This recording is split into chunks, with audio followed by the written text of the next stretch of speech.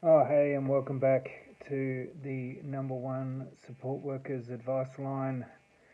I'm Chris. So, now I'm going to talk about behaviours of concern.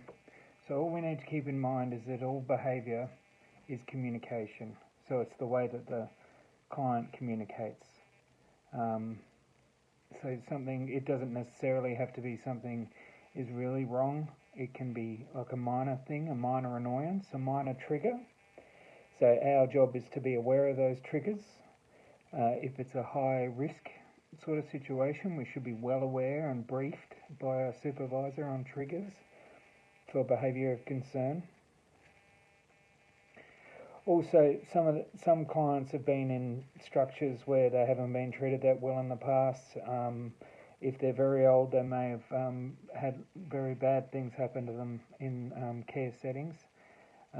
So there's a lot of trauma might be present in the client, and so they might be unwilling to accept help on certain levels from a support worker, and will let us know that that's unacceptable at that time, and it could be at that given time. So all behaviour is communication. But we should know that we should know what people are trying to communicate, their dislike of something, or their want of something. Um, Also, that people may be in pain, so consulting a GP and a pharmacist as well, letting people know what the symptoms are. You'll be funneled to a GP and get the appropriate um, medical advice if something really drastic sort of changes, like it changes overnight. The presentation of the client becomes more aggressive overnight, or this sort of thing. It may be something more organic that's wrong than thoughts that the client might be having. If the person's really unwell, being aware of triggers in an unwell person, um, just making sure that we keep the conversation afloat and keep it respectful. The conversation about how people might be perceiving the world at a particular time. If they're in psychosis, then get the appropriate help on hand and make the appropriate arrangements to get that person to good psychiatric care ASAP.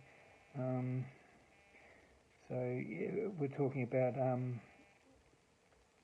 this is a more sort of long-term, gentle look at how to address certain things. I was going to talk about trouble eating in ourselves and in clients. But I'll do that at a different time. That's a behaviour. That's one of the bigger behaviours that I've noticed in residential settings. Is the communication around food and food intake, and the logistics around that. But that's a whole different ball game that I'll talk about at a later date. I might just write that down.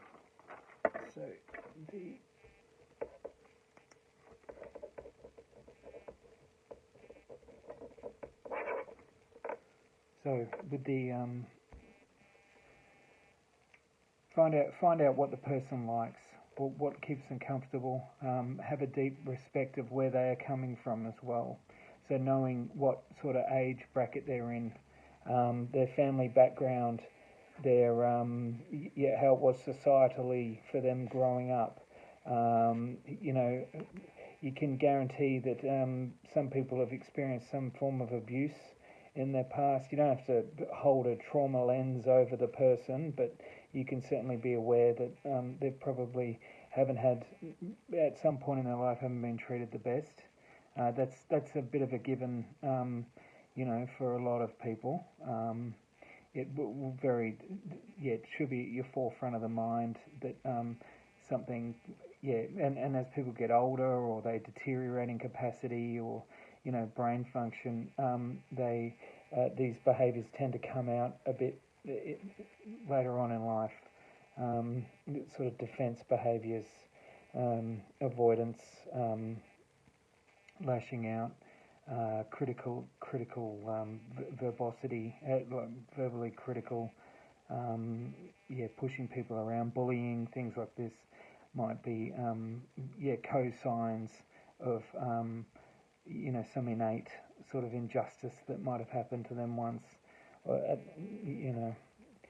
So anyway, I could go on about that, but having, just being aware, having a deep respect of where the client and participant is coming from, also their stakeholders, their people, where they're from. So you would have been very curious to know where they're all from and sort of how they've evolved. So even what birth order the client or participant is in their family, like whether they had any siblings, where were their places growing up, what do they like, what do they like now, what are their preferences, what are their dislikes. These are the sorts of things which can help us brace ourselves and the team and the organisation on behaviours of concern, and making sure that there's more of these likes than dislikes happening in a person's life. Making slow introductions as well. Very slow introductions of team. They know that people are going to be around for a while, so let's, hi, how you doing? And then the person will, just arrive as part of the team. So the client knows that that's going to happen.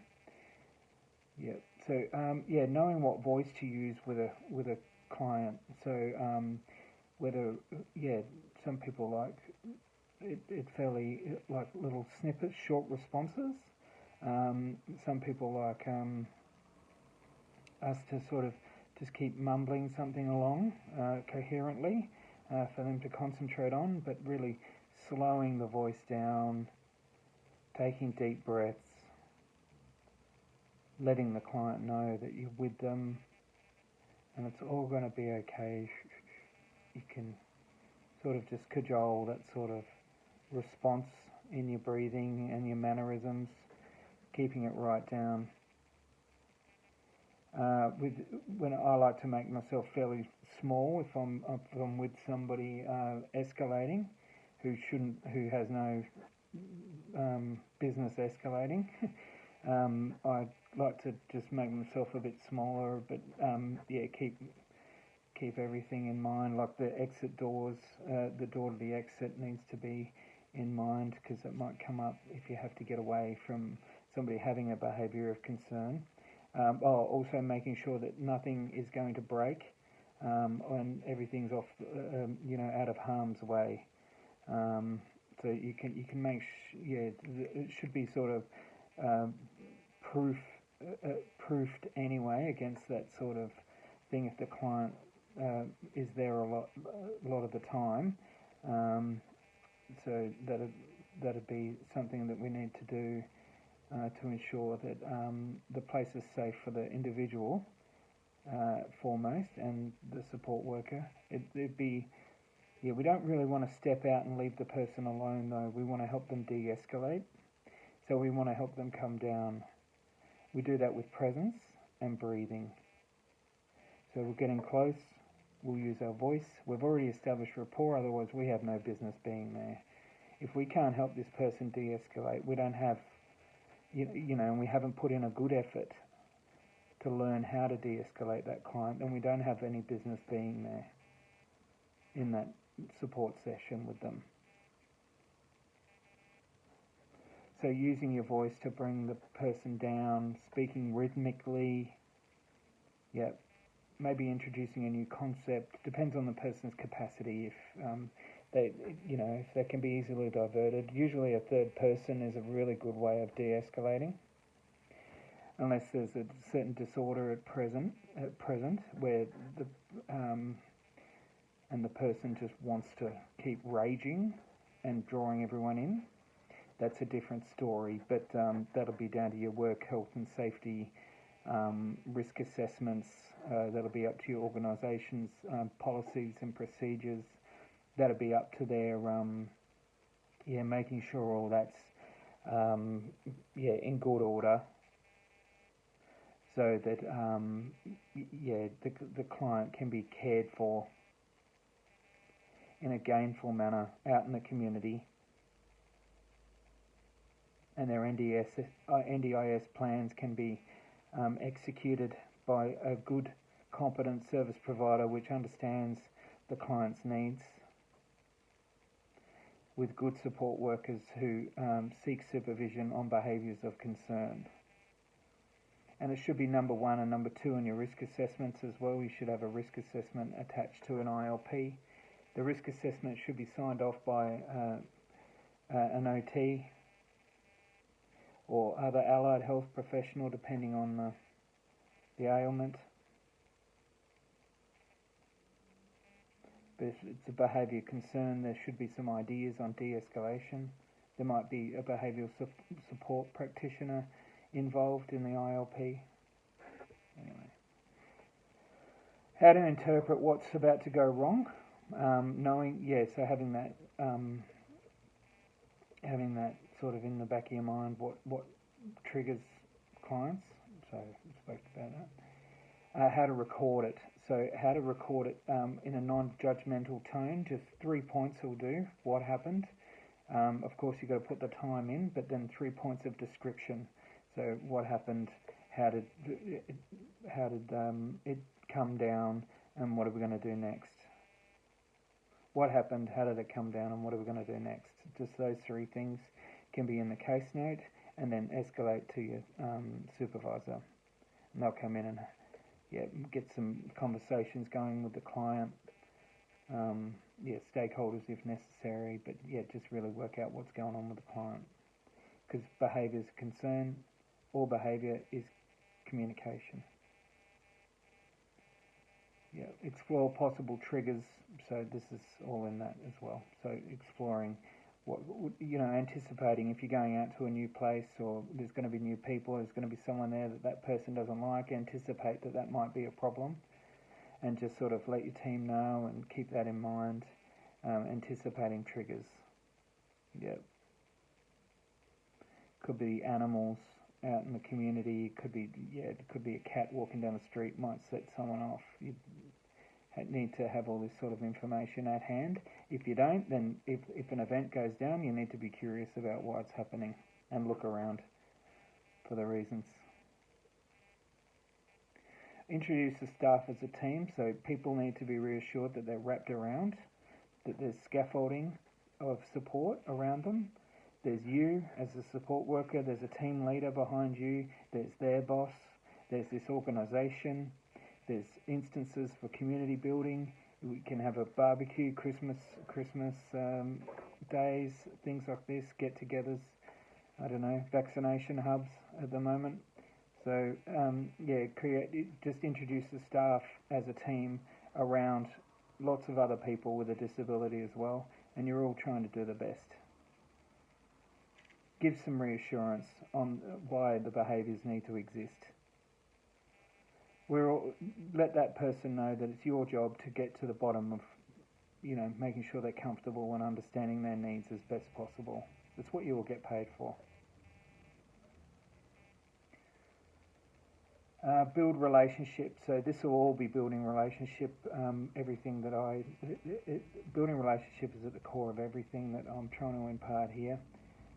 So just being, clearly to the client's, wants and needs, and being curious and constantly checking in. You are their humble servant for 6 to 8 hours a day.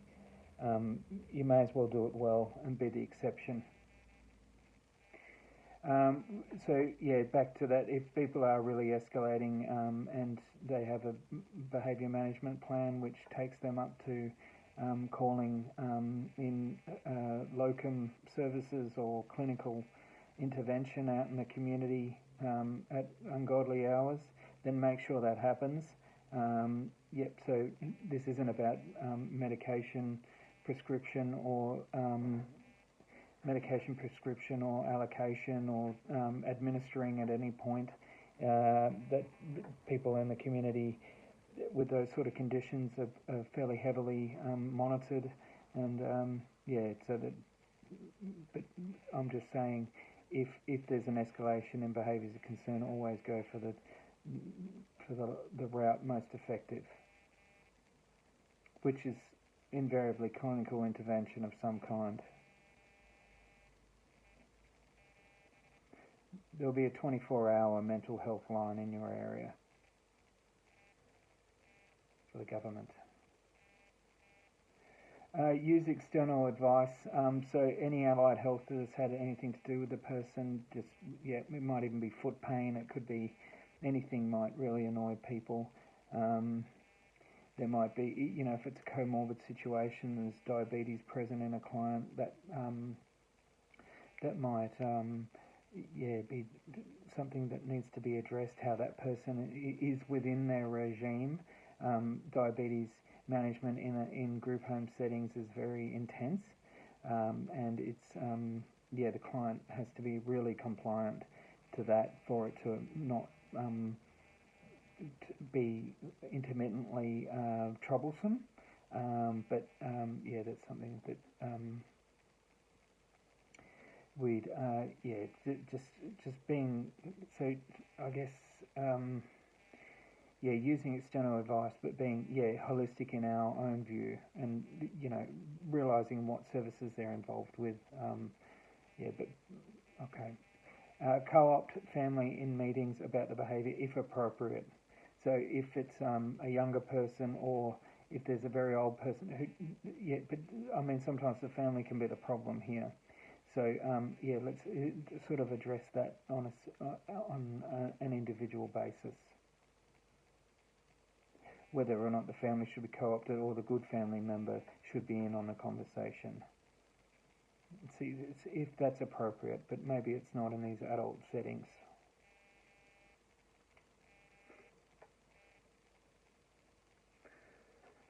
Make sophisticated the explanations of the behaviour. So some of the behaviours that you come up against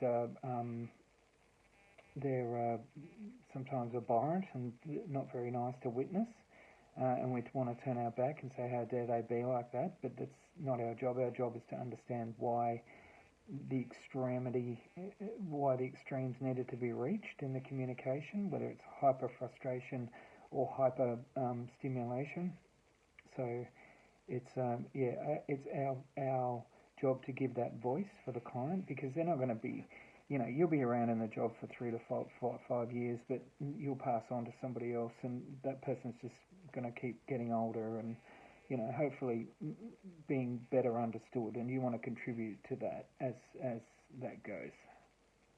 So make sophisticated the explanations of the behaviour, age appropriate, making sure that they're respectful, and it's not a laughable instance when it's a recurring sort of act of either lack of capacity or like a psychosocial sort of bent, or like a behaviour that comes out of that, some psychosocial thing that they might have from past or whatever.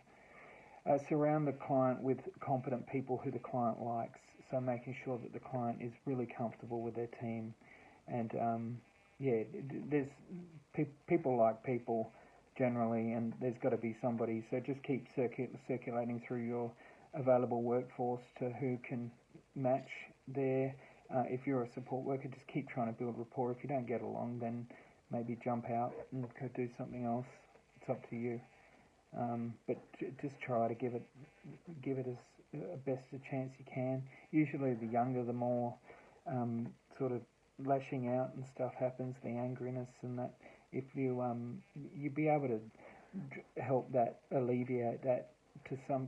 Generally, we do it within 2 to 3 sort of sittings at a support instance. I've found with really, it depends on how full on the client is.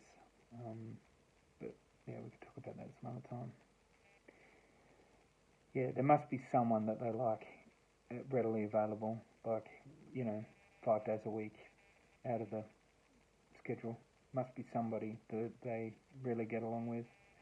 And as a team, we need to support and foster that relationship, because it's good for us to have a key worker for that client that can impart the really challenging messages that have to go to the client sometimes. Be open and transparent. So if there is xenophobia or any crap like that comes up, just make sure that it's imparted to the support workers in a respectful way, maintaining the dignity of the client. Just letting them know. Just making that overt that's how it is, but not to take it personally, because it's not. Generally, it's not personal.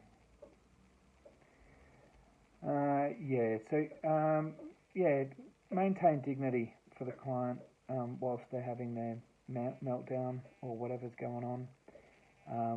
And just make sure that you pull out all the stops to make sure that happens. And if that means getting emerging intervention, third party, authority, clinician, that sort of thing, then make sure that happens for the dignity of the client, keep the client safe, keep you safe as well.